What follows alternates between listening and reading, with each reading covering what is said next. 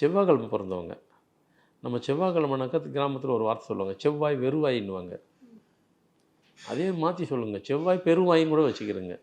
செவ்வாய் வருவாய். செவ்வாய் வருவாயின்னு வச்சுக்கோங்க. ஆனால் அதுதான் உண்மை.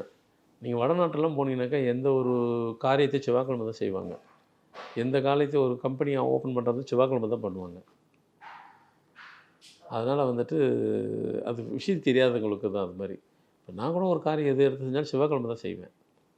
ஏன்னா செவ்வாய்க்கிழமை வந்துட்டு எல்லோரும் நினைக்கிறது வேற ஒன்று நினச்சிக்கிறாங்க. செவ்வாய்க்கிழமை வந்து சிவனுக்கு உகந்த நாள். முருகருக்குன்னு சொல்லுவாங்க. என்ன பஸ் முருகர் சிவன் ரெண்டும் ஒன்று தான். ஏன்னா முருகரை வந்து பிடிச்சி வச்சது சிவன் தான். அப்படி 5 இதை பிடிச்சாரு.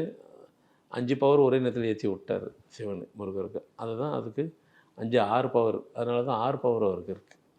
அதனால் சிவனும் அவரும் ஒன்று தாங்கிறது. அதனால் அது இங்கே சொன்னாலும் ஒன்று தான். இங்கேயும் ஹரிஹரா, இங்கேயும் அரஹரா, இங்கேயும் ஓம், இங்கேயும் ஸோ செவ்வாய்க்கிழமை வந்து அந்த பவர்.